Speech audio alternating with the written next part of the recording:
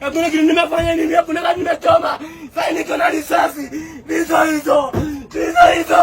Live bullet hizo. Wamenipiga risasi for nothing. Kama hazina ni gari mimi kuna kitu nimefanya mimi. Hakuna. Tunapigania peace. Lakini wamenipiga hizi risasi gapi? 1 2 3 I'm ready to die because of Kenyans. I'm ready to die. They want to kill me. Come and kill me.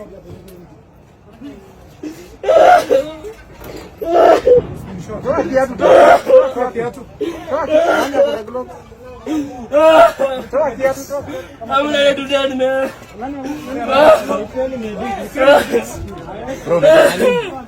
Mimi niko na wote nitakufa siku moja. Siku moja ndio nitakufa, sio wapi kukufa.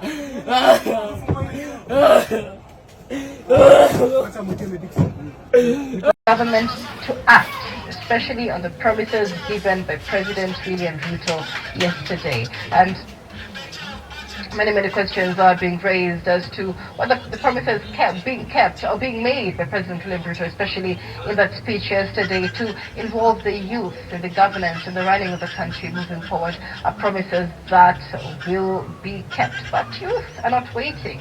They want those promises implemented now. So we continue to take a look at those live developments. Let's listen in to what's happening on the ground.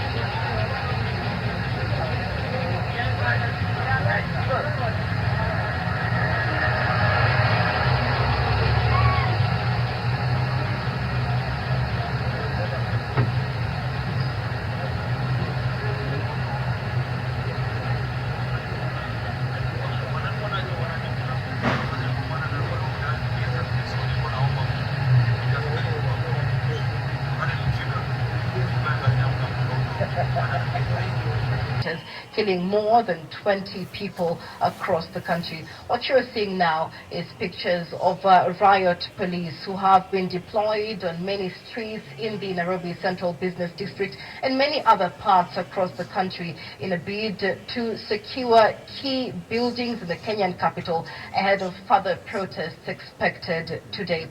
Now, there are numerous reports, especially on social media, of groups rallying up to make their way to State House today amid a divide in the protests and organizers of the protests as well. Now, protesters are especially motivated today in this protest by the government's brutal attempt to repress the uprising, especially with the demonstrations that took place in the country on Tuesday. The resolve of many protesters who are intent on making it to the streets of the Nairobi Central Business District and many parts of the country has been deepened by the police and military's violence, reportedly shooting live tear gas as well as police into crowds in the Central Business District. At least 13 people, especially, were reported to have been killed outside Parliament and within the precincts of Parliament, with the narrative and messaging now shifting largely to the state's violence. The rallying call now has been to march for freedom and to honor Kenyans who were killed by the police in the wake of the anti-tax demonstrations. And the protests, especially seen in the last 2 weeks, have persuaded President William Ruto to withdraw the finance bill. And many say that this signals to an empowered and emboldened civil society within the country, one that may continue to push for greater financial transparency, greater accountability from their leaders as well. And as we take a look at those live pictures, largely showing a peaceful Nairobi Central Business District, as many Kenyans opted to stay away from the Central Business District. Remember, today, Thursday, is the end, or at least the culmination of that itinerary driven by organizers of the anti-tax bill protests, which were 7 days of rage. And so today was the culmination of those 7 days of rage.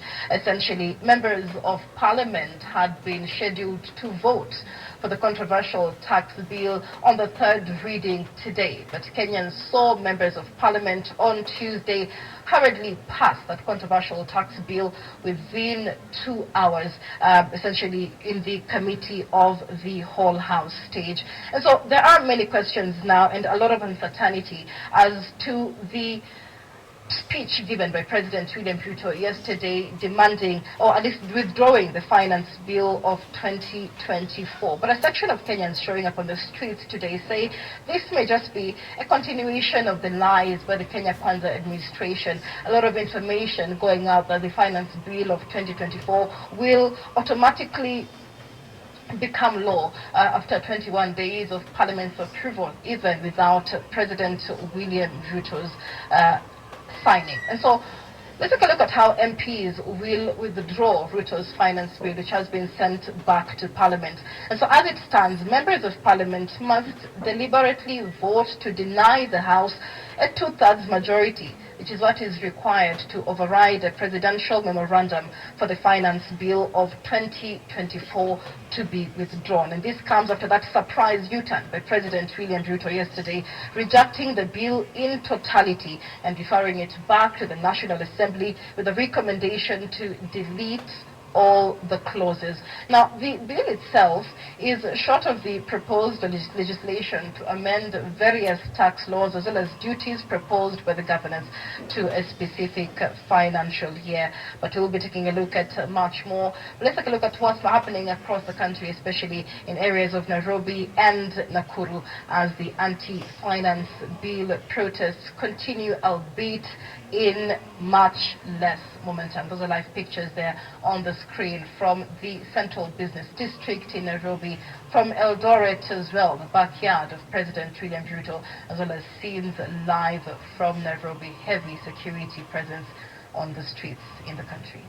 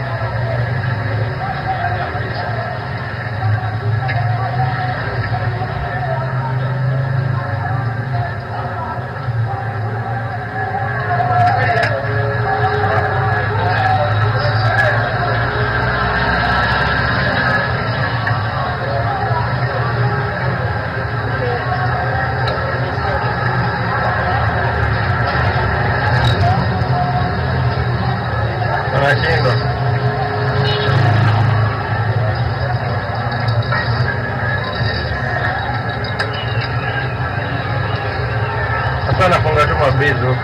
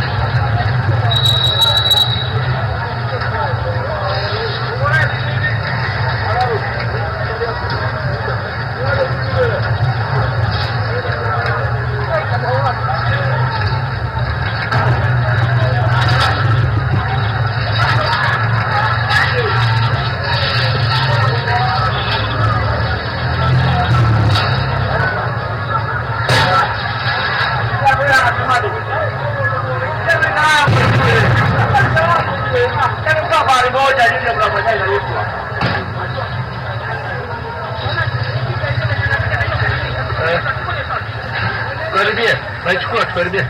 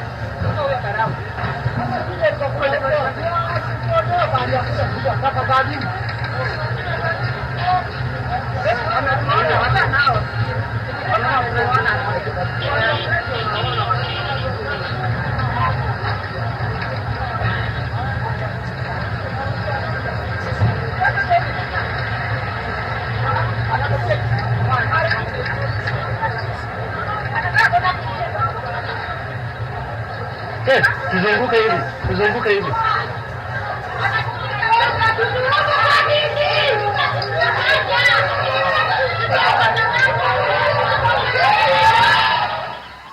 Those are live pictures on the screen from various parts in the country. We are live, especially in Nakuru County, where young Kenyans continue to sustain pressure on the government, seeking change over the country's governance. What you can see on the streets is heavy deployment of police officers on roads in many parts of the country, following the decision to deploy Kenya Defense Forces officers to help quell anti-riot, anti-finance bill demonstrations across the country.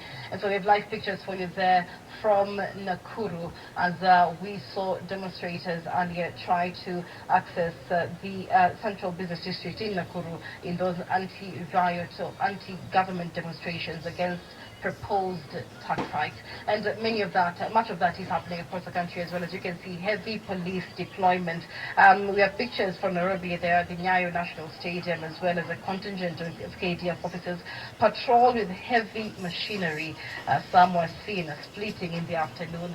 heading back to the Langata barracks and many of them to the Nyayo National Stadium as police continue to set up roadblocks heading to State House Road, Mamlaka Road, University Way roundabout and Arboretum Road in Nairobi as well. And so we're seeing pictures in Nakuru as more Kenyans continue to come out in what looks like defiance to police officers on the street looking to quell the anti-finance bill protests there. It has been largely peaceful as protesters come out to voice their discontent over the government's running of affairs, even after President William Ruto's climb down over the finance bill yesterday. Now, those in Nairobi are, of course, looking to march to State House, and there has been divided opinion even with the organizers of the anti-finance bill protests. But there is information of the high-stakes meeting that took place between President William Ruto and his advisors ahead of that decision to send the finance bill back to Parliament, and that is where all eyes will be now as members of Parliament seek to essentially withdraw the bill in accordance to President William Ruto's conversation or speech to the country yesterday.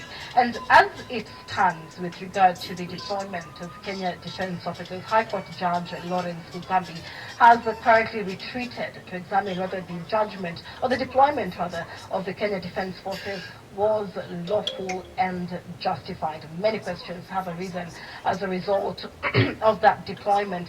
And during the hearing of the case this morning, which was filed by the Law Society of Kenya, the judge posed several questions to the parties present, seeking to understand the aspects of military operations as well as laws specific to defense forces. Among the questions asked especially was the instances when KDF may be deployed, to which the society cited, among others, Article 241 of the Constitution, which says that there are only two situations where KDF can be deployed. One instance is when there is an emergency or disaster, and the other situation is in the event of unrest. And this was a statement by Faith Odhiambo, who is the president of the Law Society of Kenya. Now, Article 241 of the Constitution, under which the Defense Cabinet Secretary Aden Duale gazetted the notice to deploy KDF officers,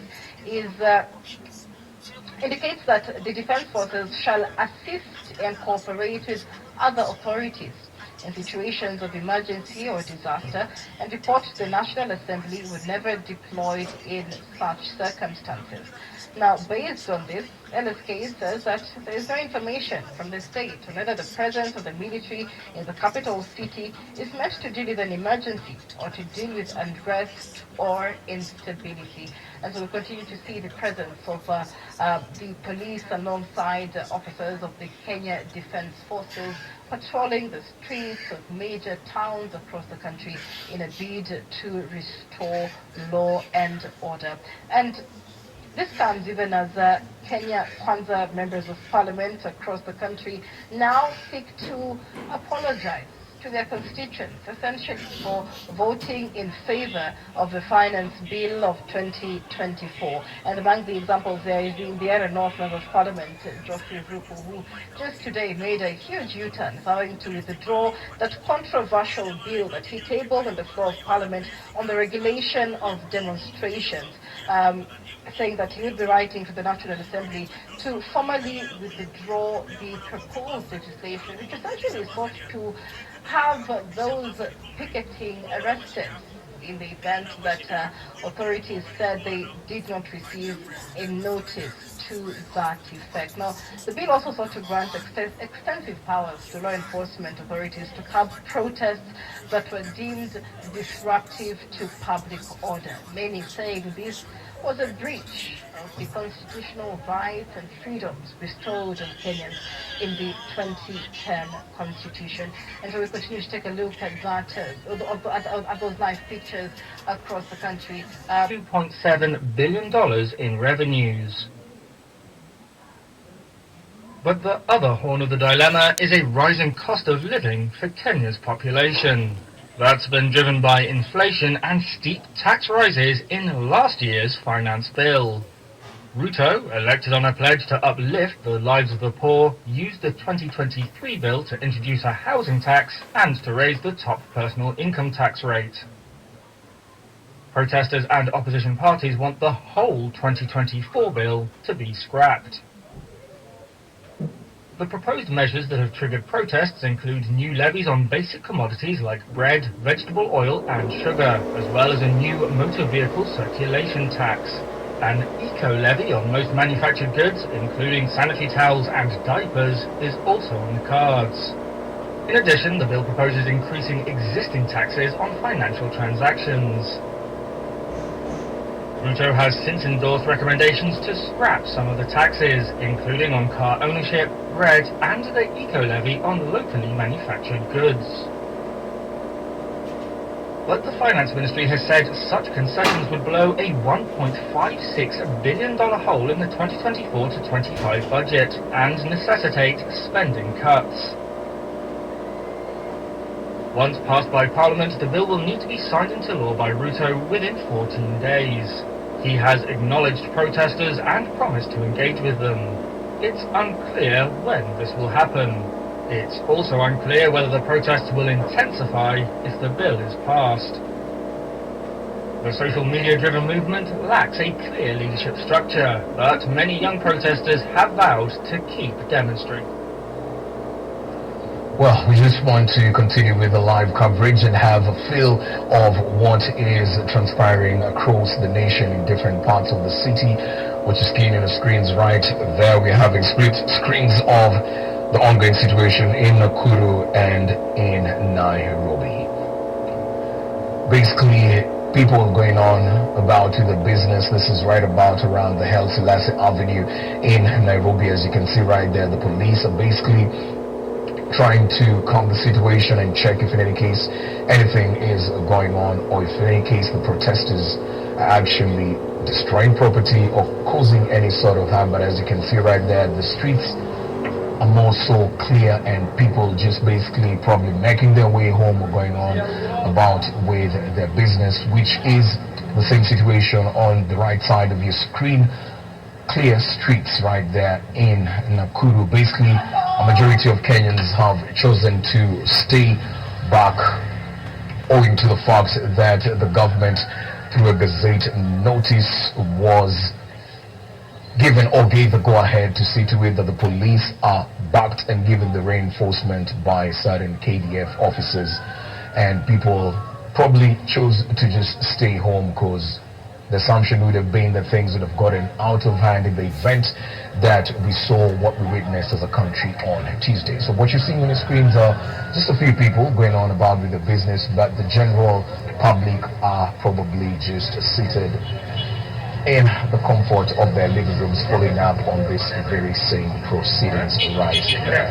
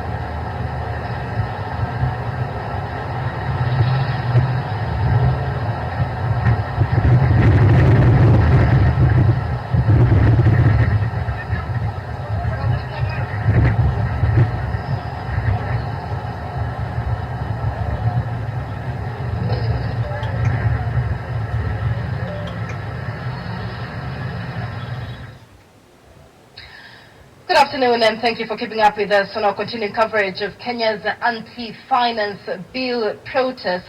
We have live pictures on the screen from the Nairobi Central Business District as police continue to challenge Gen Z and young Kenyans who continue to sustain the pressure on the government of, among others, high taxes and poor governance. Those are live pictures with many Kenyans today planning to lead demonstrations to State House in Nairobi over the plan to occupy State House, despite the president's climb down and proposed tax hikes that have sparked 2 weeks of demonstrations in the country. It is not clear how much protesters have been mollified by President William Ruto's decision yesterday to withdraw the finance bill, which came a day after clashes killed at least 23 people and more outside Parliament after protesters briefly stormed Parliament and set alight as a part of Parliament. The reports of the death toll now remain unclear after reports of sustained gunfire and more protests in areas including Nairobi's Githurai area. The protesters in Kenya, especially those who have showed up on the streets of Nairobi and many counties across the country, continue to demand for the resignation of President William Ruto despite plans to withdraw the finance bill. And so if you are just joining us, here are the latest developments as we bring you those live pictures from the streets of Nairobi. We are seeing more police deployment there, even as Parliament yesterday moved to hurriedly pass and approve the deployment of the Kenya Defence Forces to assist in quelling the chaos over the finance bill. Now, that decision yesterday by President William